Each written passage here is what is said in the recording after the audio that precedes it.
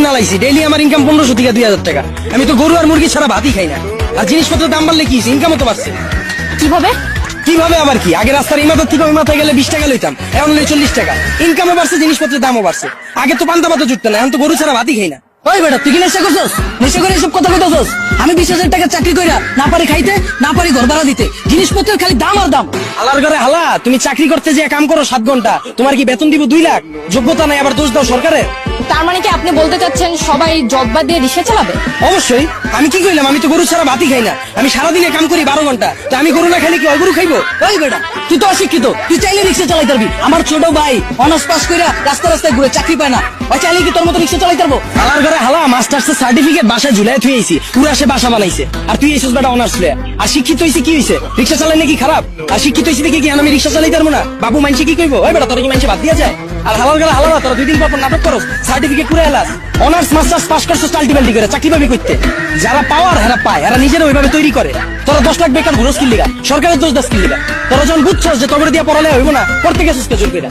ও বুঝছি, সার্টিফিকেটের লেগা না? বিয়ার সময় যেন কইতে পারো যে আমি গ্রাজুয়েট, আমি ইঞ্জিনিয়ার, আমি শিক্ষিত। এসব বন্ডামি বাদ দিয়া তোর বাইরে রিক্সা লয়ে বেরিয়ে দিবো।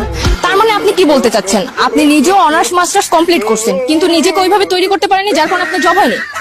হ্যাঁ অবশ্যই, মিছা কথা কমুকে। আমি নিজের ওইভাবে তৈরি করিনি, আমি জমও পাইনি, আমি রিক্সা চালানো শুরু করছি। আর এই যে 10 লাখ বেকার ঘুরতেছে, একটাও কি বুকে হাত দিয়ে কইতে পারবো নিজে সর্বোচ্চ চেষ্টা করছে?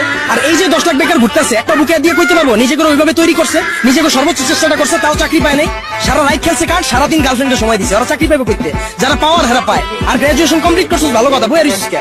ব্যবসা কর, উদ্যোক্তা হ, ঝুঁকি ল, হাজার মানুষের লেগে রাস্তা খোল, এসব বন্ডামি বাদ দে। আপনি খুবই গুরুত্বপূর্ণ বিষয় তুলে ধরেছেন, কিন্তু বাংলাদেশের মতো এরকম গরিব দেশে দ্রব্যমূল্যের দাম বাড়াটা কি স্বাভাবিক? ভাই খারাপ, এই দেশ গরিব দেশ কেটা কইছে আপনাদের? এই দেশে 150,000 কোটি টাকার সিগারেট বিক্রি হয়, বিশ্বের ভিতরে 5 নাম্বার বিক্রি বাংলাদেশ।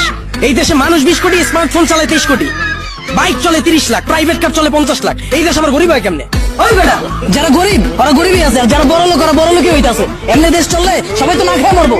হালার ঘরে হালা, 1974 সালের পর থেকে এখন পর্যন্ত কেউ না খায় মরছে? তুই তো নিজের বুকে হাত দিয়ে কইতে পারবি এখন পর্যন্ত কোনো একবেলা না খায় হইছে? হালার ঘরে হালা, 3 বেলা তো ভাত খাসি, লগে আবার বিকালের নাস্তাও মারাস। আর যে কস জিনিসপত্রের খালি দাম বাড়তেছে, খামু কেমনে? জিনিসপত্রের দাম বাড়লে খাস কে? কিনস কে? বুঝা আমারে? তাহলে কি আপনি বলতে চাচ্ছেন সাধারণ মানুষ না খেয়ে থাকবে?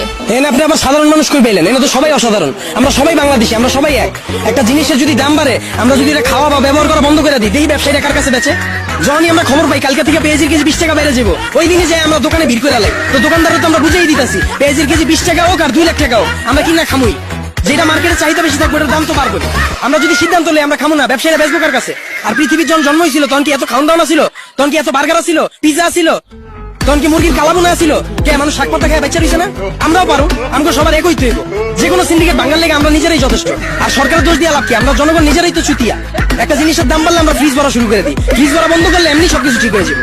ধন্যবাদ ভাইয়া। ওনার কথা শুনে আমরা বুঝতে পারলাম দেশের পরিস্থিতি যতই নিয়ন্ত্রণের বাইরে থাকুক না কেন, আমরা সবাই যদি একত্রিত হয়ে যুদ্ধ করি তাহলে সবকিছু নিয়ন্ত্রণে আনা